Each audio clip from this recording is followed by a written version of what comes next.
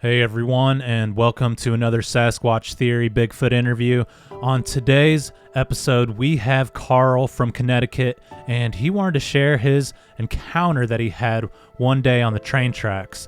This encounter took place many years ago, and Carl has since then had a few experiences and strange occurrences that led him to believe that the encounter he had whenever he was a kid was, in fact, a Bigfoot.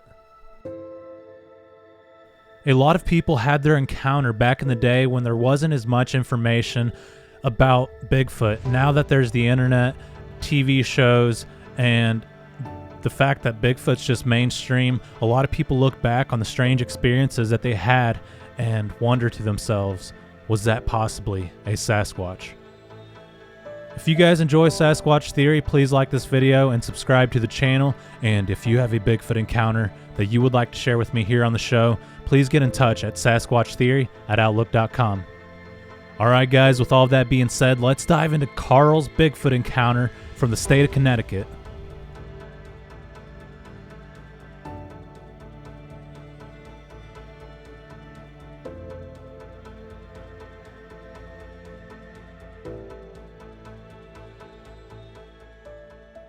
Alright Carl, welcome to Sasquatch Theory. How are you doing today? Good. Thanks for having me. Yeah, absolutely. It's a pleasure to have you on the show.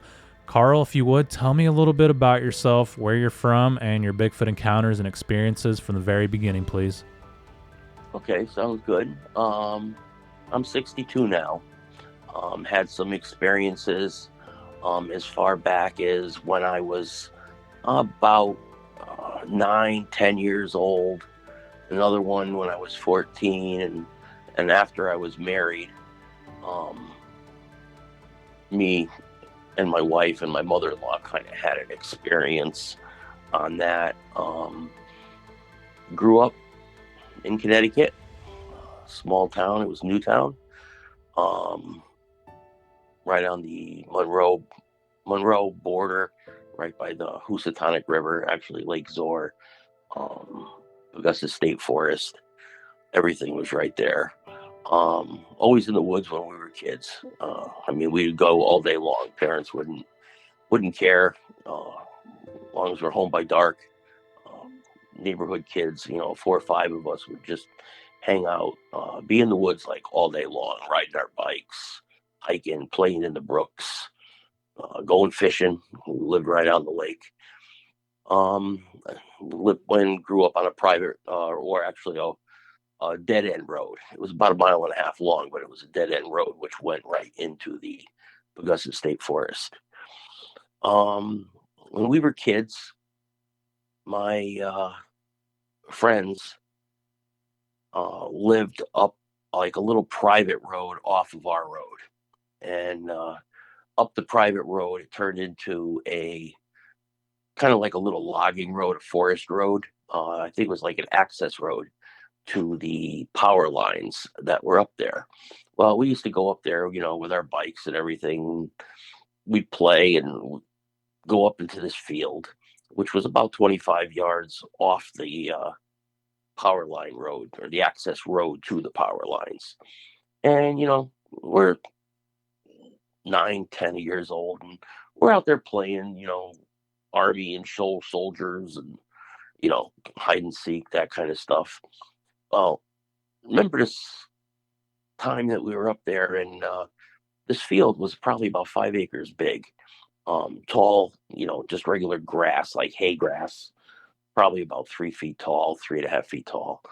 And, we used to go up there and like crawl on our bellies and hide, and, because when we were little, you could kind of get right under the grass. You can't even see each other then. But I remember finding these indents in the grass, and they were big. And, we used to like get in them and use them as like a base to a fort, because the grass stood up along the perimeter of it. But we never really, and I never really at that time, now that I think of it, these were really, really big, but the size of them, you could put like 4 or 5 of us kids in it. And it was almost like a deer bed. It was just pushed down. It wasn't created. It wasn't weaved together. It was just something walked and then laid down and pushed the grass down. And we used to always, play things like that in there. Well, in the same spot in the wintertime, we used to go up this same road and take our runner sleds. And a couple of the older kids in the neighborhood had snowmobiles.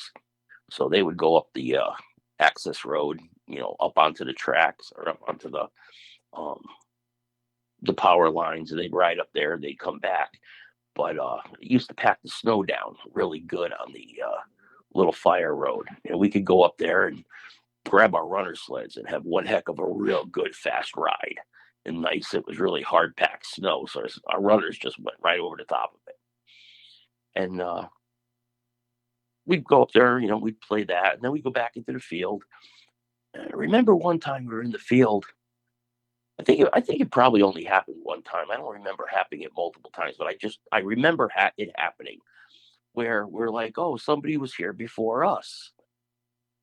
But the steps were much further apart than we could walk. Now we all had like the snowmobile suits with the snowmobile boots.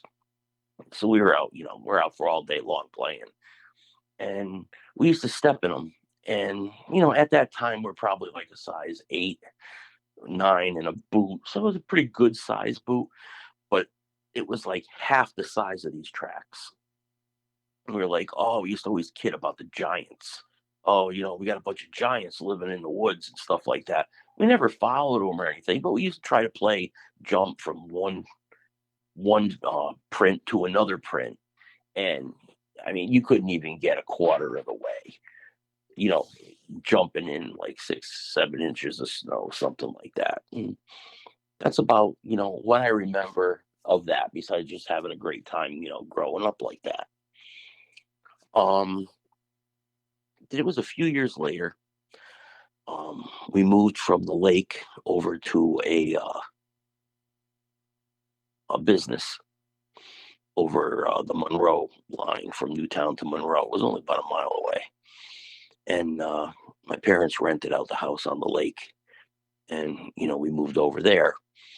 So I met a few new friends over there because one was from the Newtown side, one was from the Monroe side. And one of the friends lived up the road, probably about a mile and a half by roadway.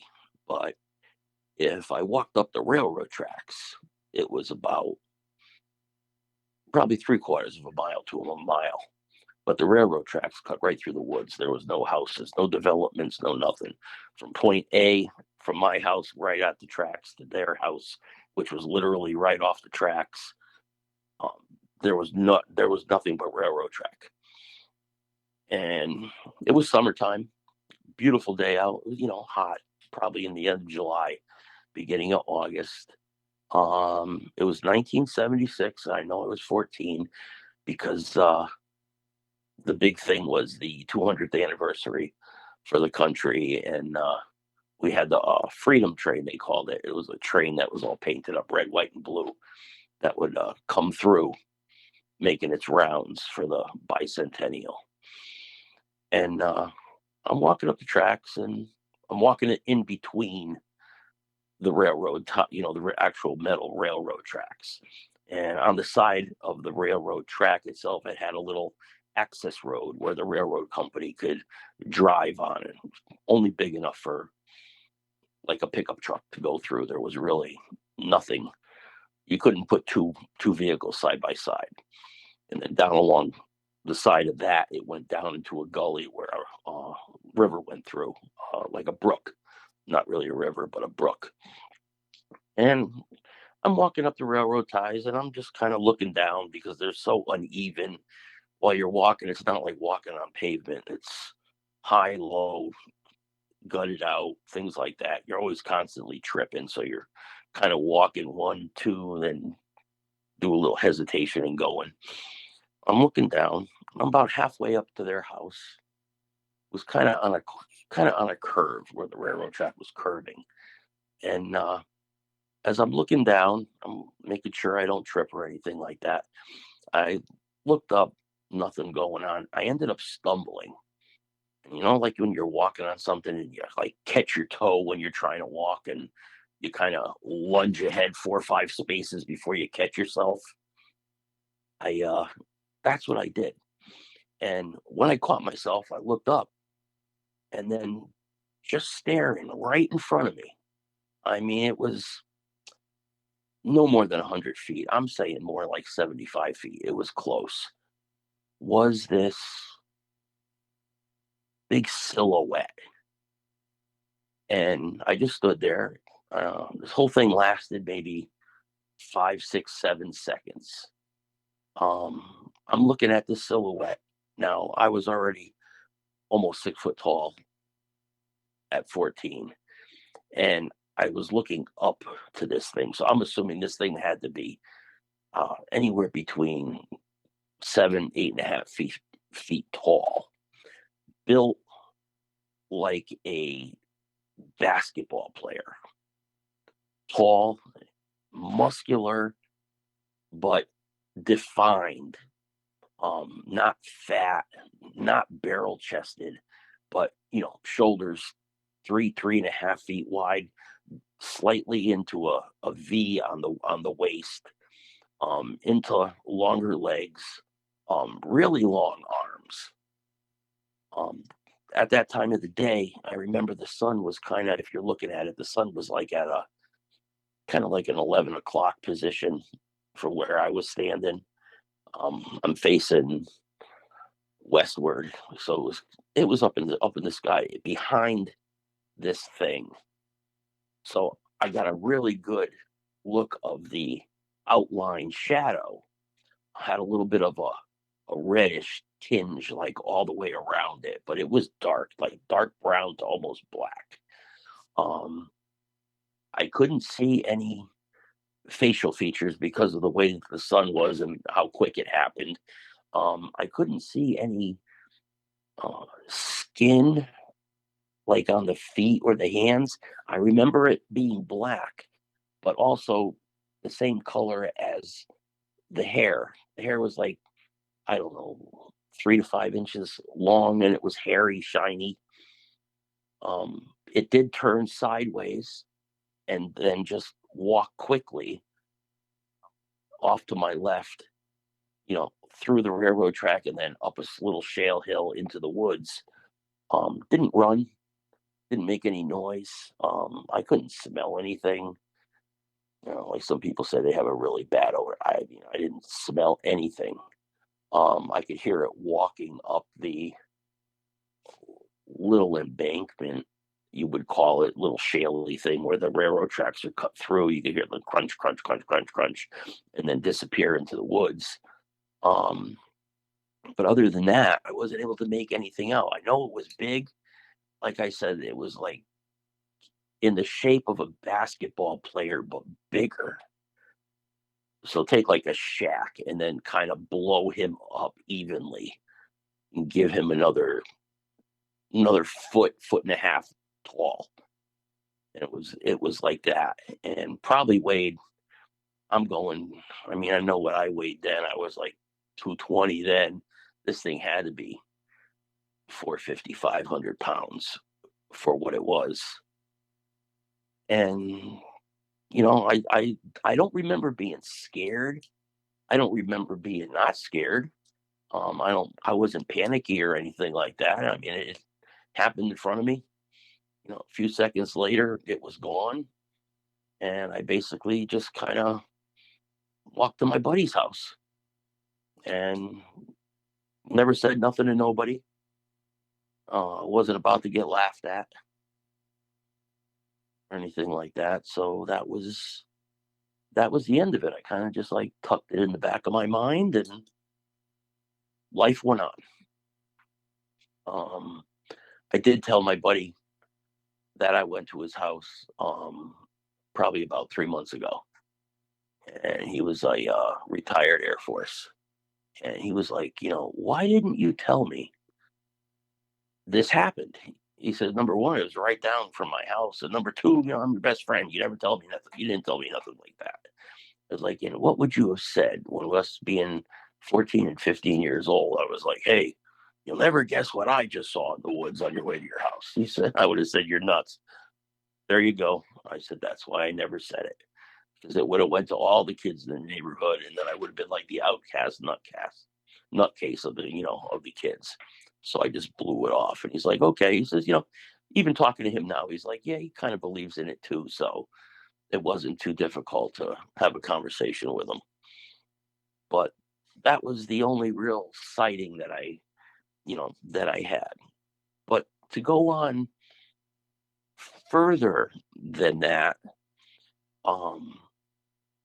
when I was a police officer in town, I stayed there in the 80s, and I left in 89. And I think it was right around 89, right from where I grew up, right down the street from this incident, that I had. We had a marina, and the marina was an old marina. It was privately owned. People would have, they bring their campers to keep on the property for the summertime. They had a main house that the people that owned it lived in. Then they had a couple, I call them like shanties. No power, no running water. People, I don't know if they owned them or they rented them or what it was, but they would come and they'd spend the whole summer there. And those were backed up against a hill. Now the hill was probably, I'm guessing like a 60-degree hill. It would be really hard to climb it. If you wanted to walk up, it would be very difficult to do. And it went up about 100 feet, and it leveled out into a field that went onto the main road that led into the forest, but at the beginning. And they called up, and they were reporting that someone was throwing rocks from up on top of the field down onto the roof of the houses and the campers below. Now, from what I understand, the rocks were probably like any size from golf ball to softball, maybe a little bit bigger. I know the police department went and investigated it. They could never find out who was doing it. This went on quite a few times. I was probably like 3, 4, 5 times, maybe in like a 2-3 week period, that they'd send somebody down there and there'd be a rock on the hood of a car or another rock on a roof. And, they'd have other people go up on top and look. And they could never find what or who was throwing these rocks down. And, it just ended that way. It just all of a sudden stopped and you didn't hear about it anymore. So that was another incident of the area. And that was from, from 72 to when we were kids to 76 and my sighting to 89 when, this was happening. In the meantime, I got married, had a couple kids. My mother-in-law used to work or watch the kids for us a lot. And my wife grew up just up the street from me. I mean, we've known each other forever. But my in-laws used to always watch the kids while my wife and I would work. And it was 89 that I ended up leaving the police department and I went over to the state. And we were already married a few years, so we already had the 2 girls. And my son was just born. He was a newborn back in 90. Well, we were over at my mother-in-law's one day. Now, she lives right up within everything I'm telling you. She was just up, just west of the Paugussett State Forest, but up into Newtown, end of a cul-de-sac. My middle daughter at the time was probably about 3 or 4. And they would go at the end of they'd go out in the backyard. And my father-in-law was meticulous about his yard. And their house property went against like a hemlock tree line. And behind that was very, very, very thick bushes and some trees. And then you had the little road in the back, and then it went into the state forest. This is the same state forest that when I was a kid we grow up in, but it was the other end of it. We never went up that high. We stayed down in our end of the forest. And the kids were out playing, and my middle daughter comes in and she walks in the back porch and she says, "Mom, there's a hairy man in the backyard watching me." So we're like, okay. We're at the end of a cul-de-sac. There's some strange guy in the backyard. We go outside and we look and we don't see anything. We ask her. She's like, yeah, a hairy guy. He was just over there. Well, what do he look like? He was just tall and big and hairy. I said, okay. We kind of laughed it off. A little 3, 4-year-old making up stories for attention. So sent her back out to play with her brother and sister who saw nothing.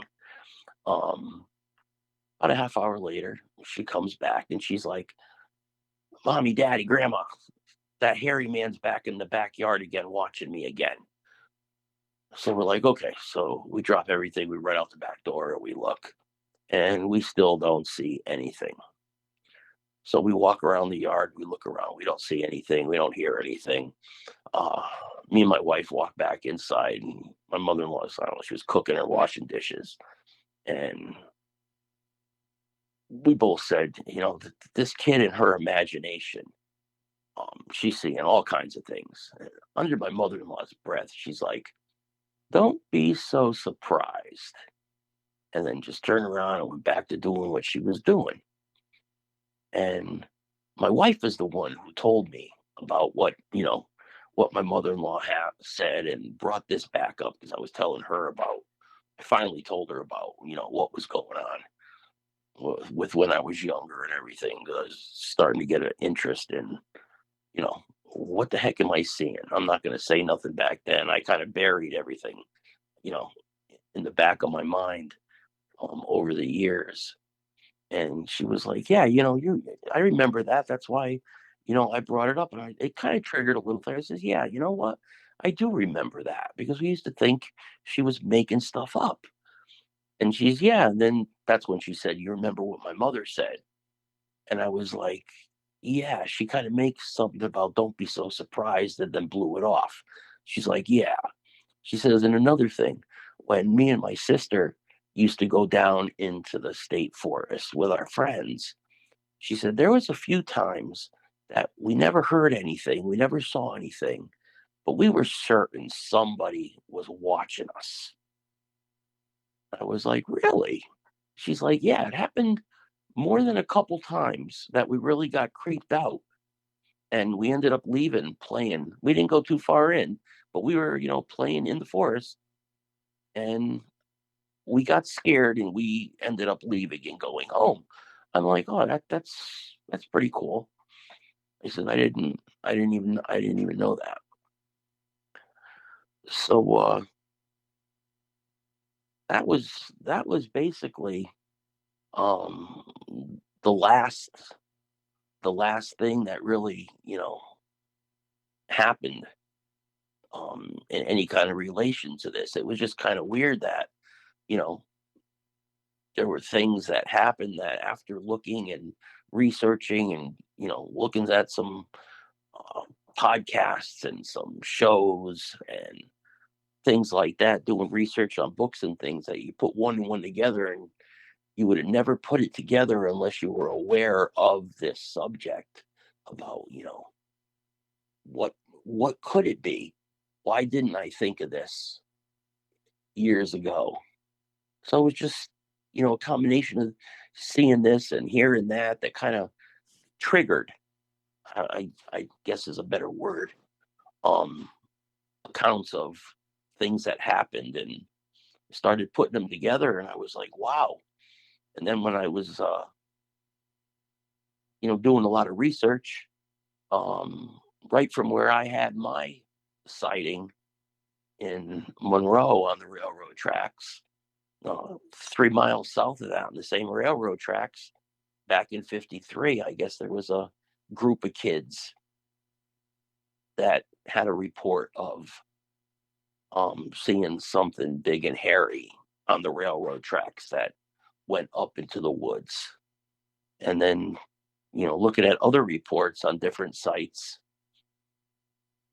that all my sightings were within a 2 mile radius of each other. Oh, throughout the years, but they all happened within a 2 mile radius of each other. So, I mean, that's where I stand on that. All right, Carl, I really appreciate you for sharing that. And whenever you were walking on the railroad tracks and you encountered this creature, what did you think it was? What were your initial thoughts? My initial is like, whoa, that's big. And I wasn't into Bigfoot. I wasn't into, the scary type movies or anything like that. I was more for the action. Back then Grease was big, and, James Bond stuff, all that kind of stuff. Um, but I kind of realized what it was. I know what it wasn't, so I eliminated, those kind of things. And I just kind of, it was what it was, and just moved on. I haven't been back there in, oh God, probably years. I was planning on going back because I still live in the area. I just want to go and, look. I got a few people I met, through Facebook and through the internet, that are, really into this, kind of stuff. And I was like, I definitely want to go back to the area and, check it out, see if there's any kind of signs of anything there. I want to go back up to the area, on the road that I grew up in, and see if that field hasn't been developed yet. I don't know. I know there's been development on the road, but I don't know if it went up, that high yet or not.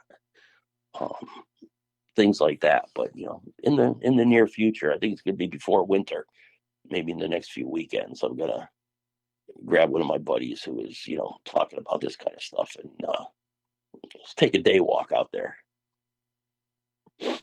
Yeah, that would be really cool. What time of year did you say this encounter happened? This was like in July, August, because it was summertime. We were out for school, and I was just walking up there. I mean, even after that, I probably walked it 200 times and never saw anything. Um, None of my friends ever said they saw anything. I mean, we were always in the woods. Mostly all the kids in the neighborhood, their parents belonged to the volunteer fire department. So at 12, the kids could, join the junior section of it. And, our big thing was, the train would come by up from Newtown going down into Shelton. It would spark off some small brush fires along the edge. And, fire department would get called out. That was our big deal. We'd go with the fire department and, put out these little brush fires and stuff like that. But, the railroad tracks went through unpopulated areas, right down along the Housatonic. And I don't remember ever hearing anybody saying, they saw something, you know, even to this day, only the things that I've read. But, Yeah. but in Connecticut, doing research and stuff, um, Fairfield County, New Haven County, Litchfield County, everything borders the Housatonic, which goes from, Housatonic River, Lake Housatonic, Lake Zor, Lake Willinona, and then it goes up, up into Kent as the Housatonic River, actual name. And there's sightings, all within a mile, 2 miles of the lake.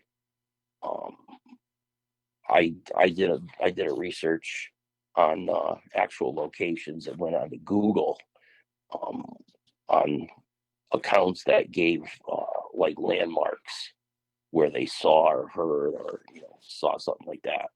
And I was able to put everything together through either a pipeline, a power line, or the Housatonic.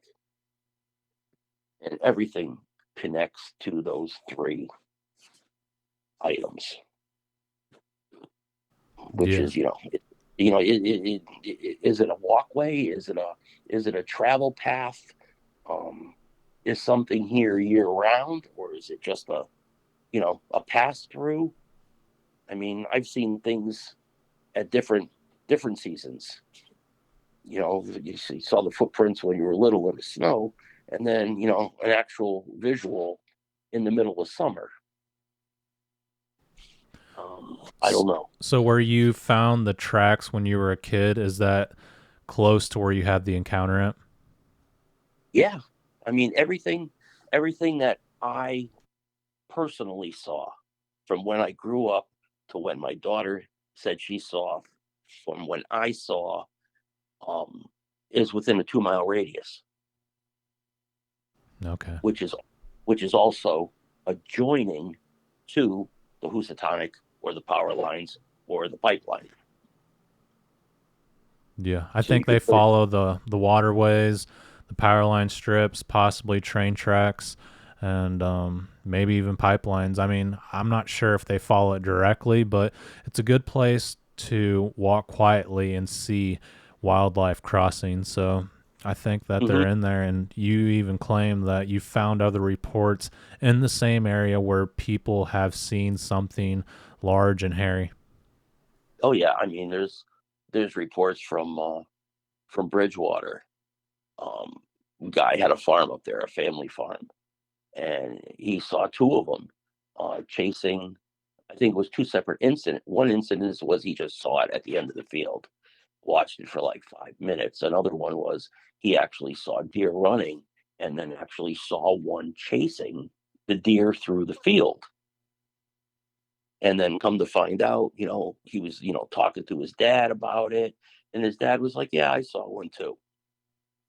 And when I was reading the report, I was like, I know exactly where that is.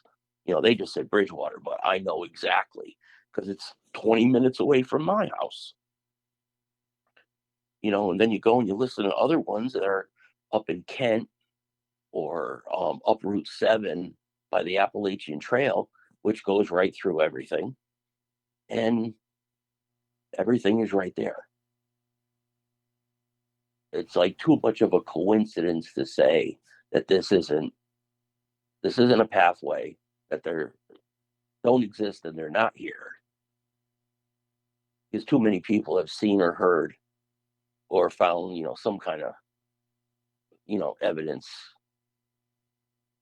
footprints, tree breaks, things like that. I mean, I've never seen any footprints.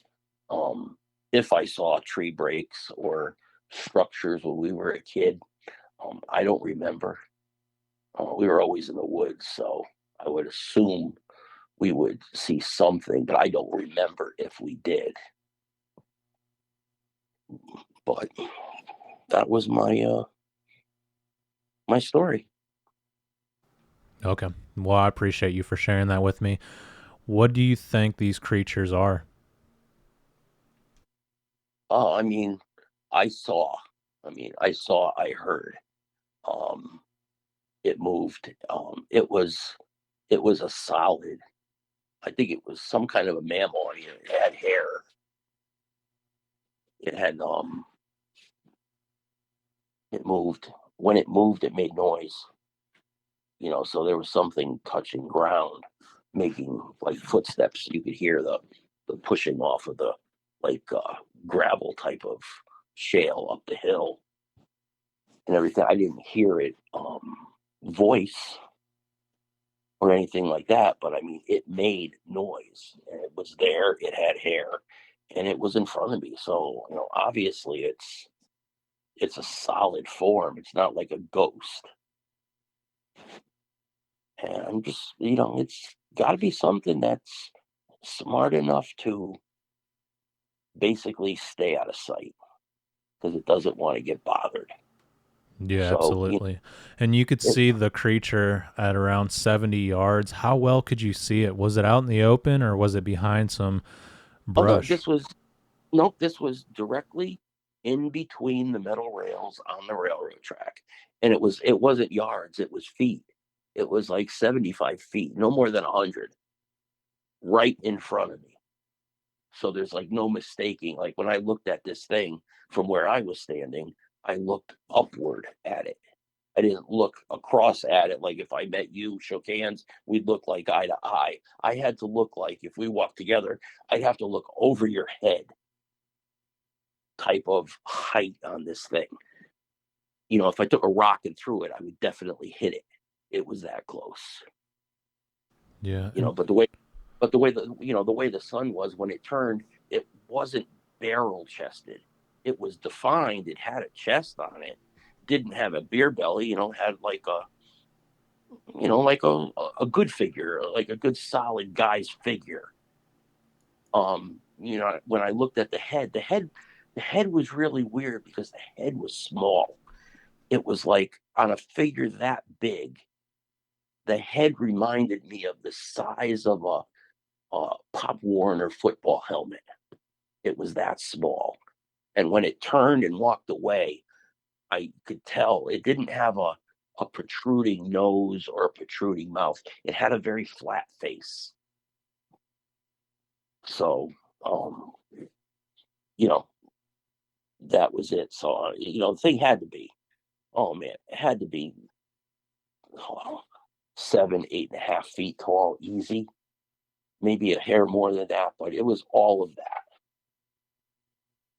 And the arms on it were big. I mean, probably bigger than like when you see like a Schwarzenegger side pose when he does bicep curl thing like that. Made those look tiny,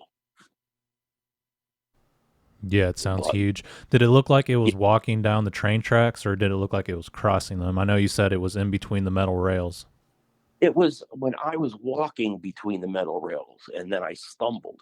When I looked up, it was standing in front of me, so I didn't see it enter or appear except when I looked up when I caught my balance. It was already there. I didn't notice it, before that. So I'm assuming it came up the hill and crossing the railroad tracks, and I just happened to be there. I think it came out of the woods, walked, saw me, was like, "Oh, stop," froze, and was like, "Eat, okay, I'm out of here," and then just walked up into the woods. Did you hear anything prior to this encounter? Nothing more than me stumbling over my feet, hitting the railroad tracks with the gravel. That was it. I mean, perfect day out. Yeah. It wasn't real. I don't think it was windy. I know it was really sunny. It was warm. So the normal sounds that you would hear if you're just like walking down the road. Yeah. Whenever I had my encounter with the juvenile here in Missouri, I was walking down a paved road through the forest and I was being really quiet and sneaky because I was trying to figure out what was out there. And I had prior experiences before this encounter. And I remember stepping on some gravel and it made this sound like, and that's when I saw the creature on all fours scurry and hide behind a tree. And yeah, I guess I alerted it and it was distracted, it seems like. Do you think this creature was kind of distracted or in its own world whenever you made that sound, whenever you stumbled? Do you think that's what caused the I think creature to notice you were there? stopped. Yeah, I think it stopped at that point when it was. I think it walked out of the side, like up when it was up coming up that hill. I don't. I think it was probably walking fast enough that it already made it from the woods, which I did not see it right. Probably just happened to be right there, and it made its way into the middle of the railroad tracks, which is only about uh, 6, 8 feet. Because of that little driveway or the little roadway that they use on the side. Um, and when I tripped and kind of like when you trip and you kick the rocks to get your balance, you kind of shuffle 5 or 6 steps. I think that noise of me hitting the railroad track with the gravel and kicking it and getting my balance, it took that time from the side of the road to get into the middle. When I looked up, it was there, and then it turned and it walked up into the woods. So I saw it for like 5 7 seconds, but I mean, it was facing me. Then I got a profile, and then I got a kind of a 45-degree angle profile walking into the woods. Yeah. Were you scared whenever you had this encounter? I don't remember being scared. I don't remember being excited. I don't remember being scared. Um, it happened, and I probably, more than likely, I got anxious. Maybe even a little scared when I just, after seeing what I just did, I just walked to my buddy's house, which was probably another, 10-minute walk. And, maybe I was always thinking, hey, did it go away? Is it there? Is it following me? I don't know. But I don't remember being too shaken up about it. Just like it happened, it happened. And, hopefully it's gone now. Yeah. And you were afraid to talk about it with other people after this Yeah, encounter? I didn't say anything to anybody. At that point, I waited. It was all the other things that started adding up, and then starting to research. And I was like, I remember this, and I remember that. I was like, yeah. I said, from what I saw, I did see that, because this happened and then that happened, and we found this, and there's a lot of reports around the area. And I was like, whoa, I didn't realize that this was I'm going to call it popular, because I mean, we've had UFO sightings in town. Um, I had a UFO sighting in Bridgewater, when I was like 12. Um, at least I think that's what it was. I mean, it was huge, but I only saw it for like 10 seconds. But I mean, when I was with the police department, people used to call up all the time. Hey, we see like these 5 or 6 lights flying in formation. And this was always on the 84 corridor. And we used to laugh it off. Call the airport. Hey, you got anything? Nope, there's nothing on there. And these people were, they're adamant. We saw these lights. We can't hear anything. But then they just disappeared. And they weren't really high up. They weren't at the treetop, but they were up there. We could see them. Said, yeah, okay, we'll look into it. And that was the extent of it. Yeah. And what did the UFO look like that you encountered? I just, I looked out over, I was on the top of the hill, and it overlooked the trees and the mountains in the background. And what I saw was, it looked to me like it was an inch wide, but I'm talking, it was way in the distance. I'm talking probably 5 6 7 miles in the distance, but it went across the skyline. Had to be. I mean, if you looked at the lights, I would say 3 miles wide, and it was like multicolored. Went from one side to the other side, one side to the other side. Saw it doing that probably 3 4 times, and then we started going down the hill, and the tree got up, and I was able to see where it was again, and it was gone. And it was just like, it's not a building. It's way too big to be a building.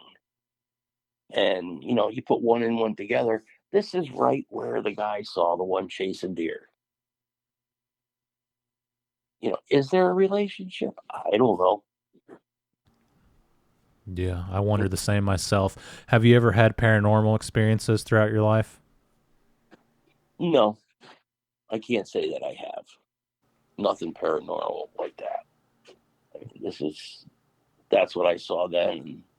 And, those were the two visuals that I saw, Yeah. and that was it. Whenever you had the reports as a police officer of rocks being thrown on the house, did they mention anything else, anything unusual? Not that I remember. That happened right after I left, so I remember it happening. So I wasn't actually, involved in it. I just remember the reports. I mean, it was just off the force, so it was new, and I still knew everybody. I still lived right there in the area. Um, it was just, it was just weird, weird things happening, and you're like, oh, the big thing was, oh, somebody made a catapult, and they're catapulting these rocks, from far away. We just can't find the catapult. Okay. that was that was kind of like, the official determination. But, couldn't find any kids, had people posted up there. Things were happening while people were around. And it was just never able to find out who or what was doing it. Yeah. Whenever your daughter, I think it was your daughter, you said, saw Hmm. this hairy man 2 different times, did she ever describe anything else, or was she too young? No, she just said he was a tall, hairy man. He was just all hair. And we were like, oh, okay. You know, Good imagination. Went out there, there was nothing. And that's what we chalked it up to, a kid's imagination. And then my mother-in-law, and this was like, this happened. And then 30 minutes later, it happened again. And then my mother-in-law made the comment. And, we used to sit there, we used to wonder, when the kids went out back, we'd keep an extra eye on them or something, is there some kind of a nutcase walking around the back and, with the kids or anything like that. And there was never anything that we could, chalk it up to until, she just said that. And that was it. She didn't say he had clothes. What did he look like? He was hairy, was the description. That was it, all hair. So that was basically all that we got from her. Yeah. And do you think your mother in law had an encounter there prior to that? I have a funny feeling, just by the way my wife described it. I remember it happening, just so nonchalant. I think she was washing dishes at the time, standing at the sink. I just think it was just, eh, don't be so surprised. And then went right on with her, whatever we were talking about. And I was like, maybe she saw something in the backyard and she just, you know, I'm not saying nothing because you kids are going to think I'm crazy. Yeah. So, Very well could be. And whenever you return to the area, do you plan on bringing any type of gear with you, or are you just simply going to hike and look around? now I'll, I'll bring my recorder, I'll bring my camera, see what's, just hike around and see what's going around. If I find anything, I'll mark it and I'll probably come back, and if there's any feet or footprints or anything like that, to cast, I'll cast it. But I haven't even made a cast yet, so you know, I'll pick up some plaster of Paris before I go and things like that. But I won't, I just want to check out. I want to see if it's still the same as how I remember it. I know there's no development along the railroad tracks. I know that. I don't know about the fire road where we used to go sled riding up in the field. There was a fire road that went up, to the power lines. Are they going to build up there? I don't know. I think maybe they put maybe one or two houses, but that won't make much of a difference from how deep in it is. And then the state park is still the state park. People hiking there all the time. They get lost, they get hurt. Fire department goes, brings them out, finds them, things like that. And the lake is, heavy recreational in the summertime. So Yeah. we'll Sounds say, like a huge area. yeah. I mean, it's a huge area, but everything happened within its little, its little diameter proximity of each other, which is just too much to ignore. Yeah, absolutely. So do you think they live in the area, or they're just simply moving through the area? Well, saying that, I saw it in the summertime, and then we saw I'm calling it the indentations or the nests, whatever you want to call them. They were big. I mean, 4 or 5 kids could fit in these things. Is it just something that laid down at night, or did they come back because of whatever in the area? I mean, nothing was woven. This was just laid down, pushed down stuff. Um, and then we found the footprints in the wintertime. Um, I don't. It's hard. It's hard to say. Looking at a lot of reports, people are reporting that their reports are being given in the fall. Some of them are winter, but a lot of them are fall. So are they moving through? Are they coming north and going south? I don't know. I don't know enough to make a logical, conclusion on it. Yeah, it's hard to say what's really going on. What do you Right. think the future will hold for the Bigfoot topic? What do you think's going to happen in the future with this subject? That's really weird. I've talked to a few people um on this now in the last, maybe if you figure in the last few months to a year. Um Gotten some of their perspectives on it. Um Actually talked to some of the um pretty well known names on it. Um I'm a pretty good judge of character. I can tell whether somebody's given me a line of BS, or if they're, up front, or if there's an agenda behind what they're, asking me and things like that.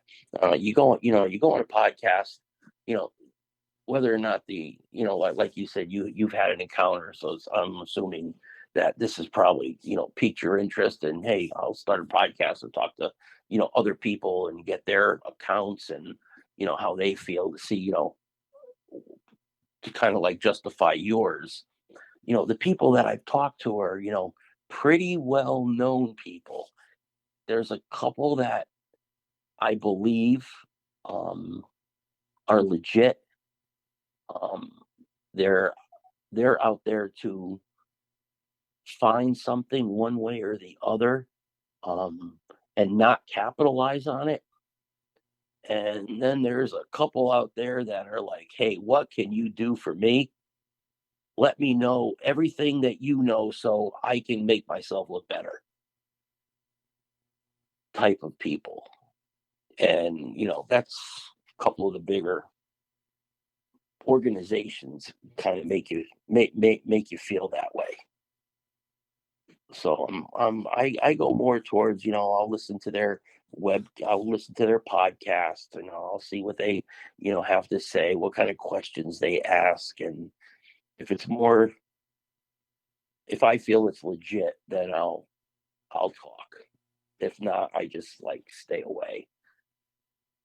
I actually, yeah, I got one guy bothering me, and I'm not too crazy about doing the podcast for him. So just too many things that just don't add up. So Yeah, I talk understand to you. that, and I'm just I could trying to talk. find answers on. I could talk to you after the show on that. Yeah, yeah, that's fine, and I'm just trying to find answers on what happened to me and what I encountered. And when you see one of these things, you always think about it for the rest of your life, and that's mainly what I'm Mhm. out to figure out, because I go out in the woods and try to find answers, and then you're just left with more questions. So it's like, what else can I do? What can I do to figure out more about these creatures? And I just I, I I'm I into did it. the same. I did the same thing. I mean, it's like these things happened, years ago when I was younger, and I didn't give it a second thought. And then I don't even oh, I know what it was. Um, a couple years ago, and I forgot to even mention that in the story. I was living over by the lake, And it was like 7 o'clock one night. I think it was the beginning of August. It was nice out. And it was about 7:30. And I opened up the back door to let the dog out, to just, hook him up on his clip and let him go in the backyard. And it was really quiet, really calm. It was kind of humid. And I walked out like 2 steps, brought the dog out, clipped him, and I was going to turn around to come back inside. And I heard from across the lake, which has a really big farm. Now, a lot of it's wooded, but a lot of it is, it makes the vegetables and everything else. They sell them. I sat there, and all of a sudden I hear this. Oh, yeah. And then it waited, and then it was like, oh, yeah. And I was like, whoa, what was that? And then I'm sitting there thinking, I'm like, that came from across the lake. Now, what could possibly make that sound? What? And I'm thinking, what animal can make? Because it was an animal sound. It wasn't a man-made sound. It was an animal sound. I said, what the heck could make something that loud to make me feel like I'm standing right there? Now, I know, between one mountain and the lake, the lake is 200 yards wide, then it goes up the hill a little bit.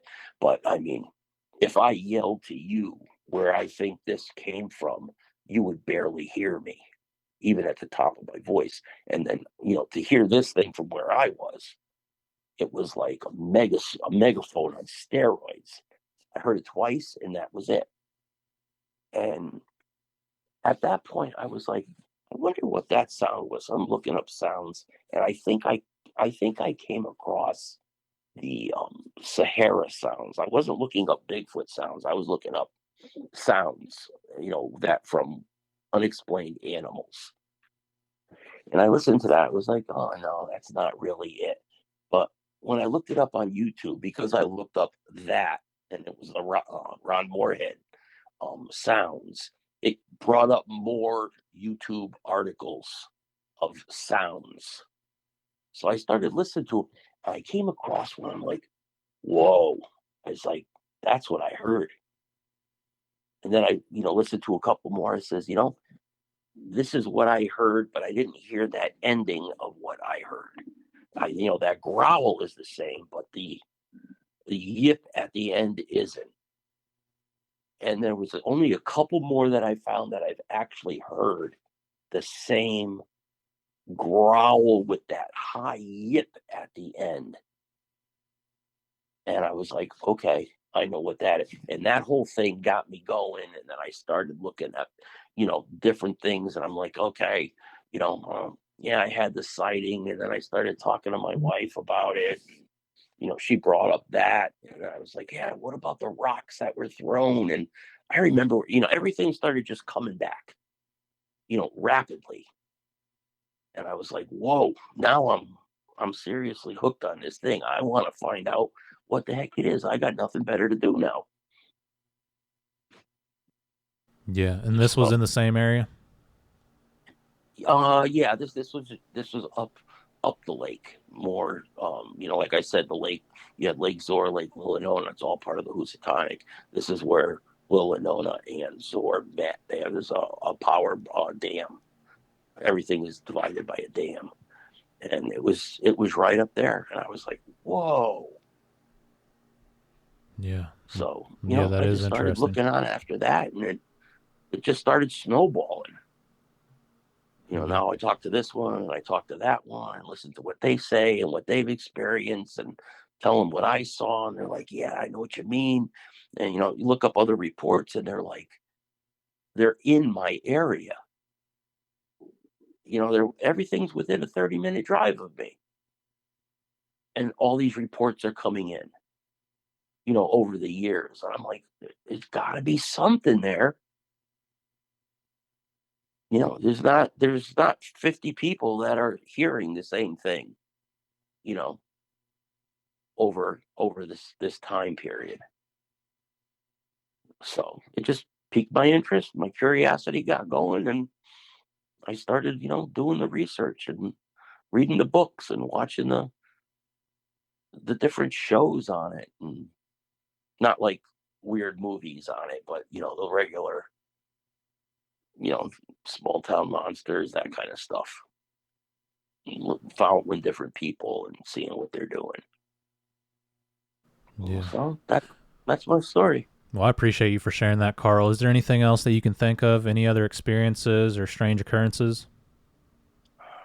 Not that, not that anything rings a bell for me. I think those are what I have. Anything else is going to be new.